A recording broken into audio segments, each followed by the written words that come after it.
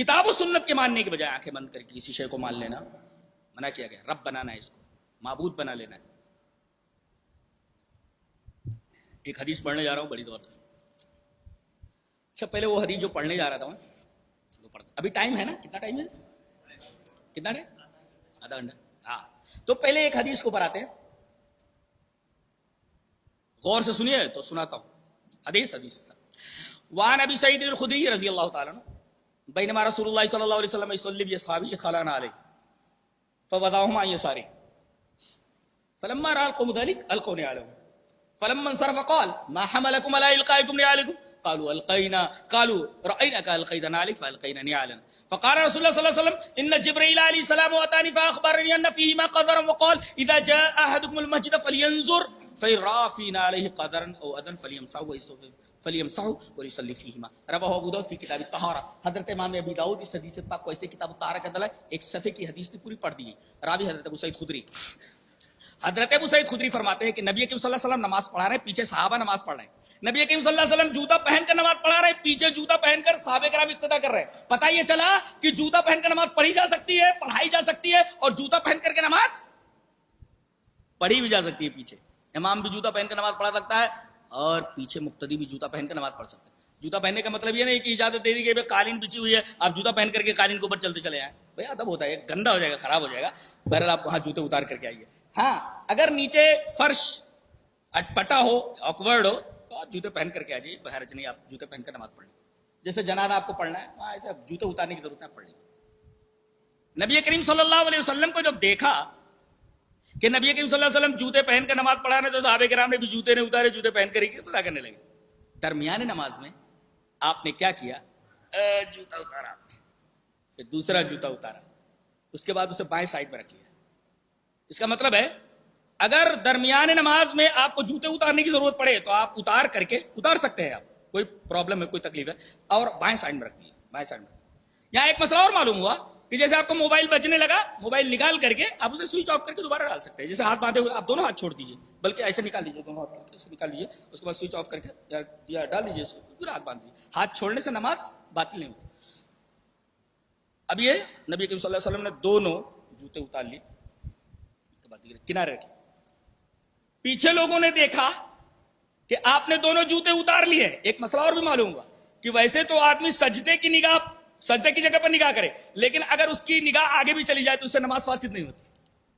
اس لیے کہ نبی کریم صلی اللہ علیہ وسلم کو جوتوں کو دیکھنا، اس کا مطلب یہ کہ سجدے سے آگے نگاہ چلی گئی ہے. تو یہ مسئلہ معلوم ہے، ایک باریک مسئلہ ہے.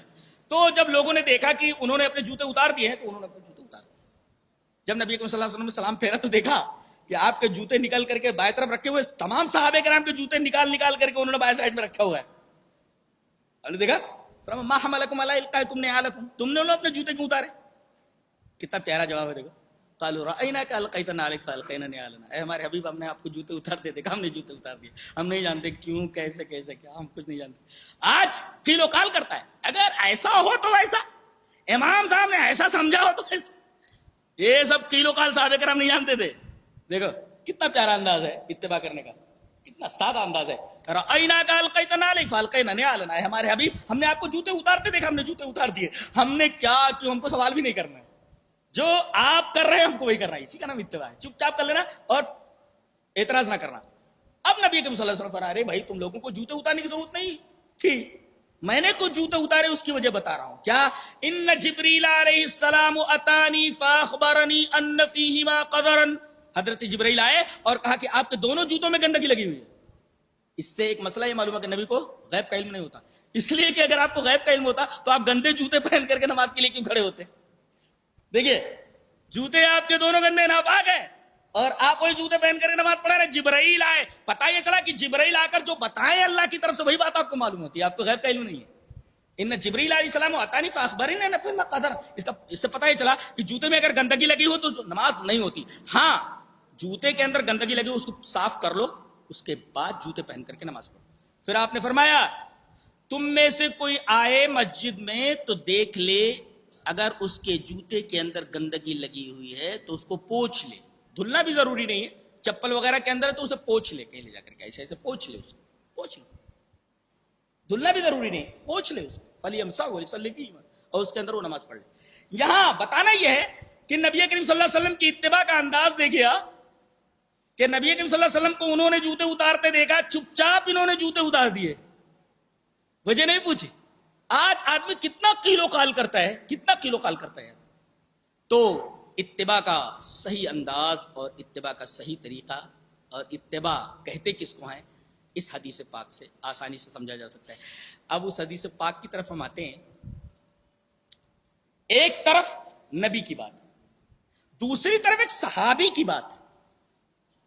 جی حالانکہ اب یہ حدیث پڑھنے کی ضرورت نہیں ہے، اس لیے کہ وہاں نبی کی بات ہے اور سامنے نبی کی بات ہے، تو ہمارے نبی کے مقابلے میں کسی نبی کی بات چلنے والی نہیں ہے، وہ حدیث گزر چکی. جب نبی کی بات ہمارے نبی کی موجودگی میں نہیں چل سکتی تو دوسرے آدمی کی بات کیا چلے گی؟ نبی کی موجودگی میں موسیٰ کی بات نہیں چلنے والی ہے تو دوسرے کی بات کیسے چل سکتی ہے، کسی پیر کی، کسی امام کی؟ اب یہ حدیث سن لے، بات واضح ہو جاتی ہے. ایک مسئلہ حضرت عمر بتا رہے ہیں اور ایک مسئلہ نبی بتا رہے ہیں. کس کی بات لینا؟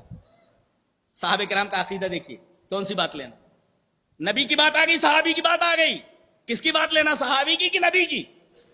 چلیے حضرت عمر کی ایک بات ہے، ان کے بیٹے کیا بول رہے ہیں اس کے بارے میں. حدیث اس طرح: وعن ابن شهاب ان سالم بن عبد الله حدثه انه سمع رجلا من اهل الشام وهو يسأل عبد الله بن عمر عن التمتع بالعمرة الى الحج فقال عبد الله بن عمر هي حلال فقال الشامي ارايت ان كان ابي ان اباك قد نهى عنها فقال عبد الله بن عمر ارايت ان كان ابي نهى عنها وصنعها رسول الله صلى الله عليه وسلم امر ابي اتبع ام امر رسول الله صلى الله عليه وسلم فقال الرجل بل امر رسول الله صلى الله عليه وسلم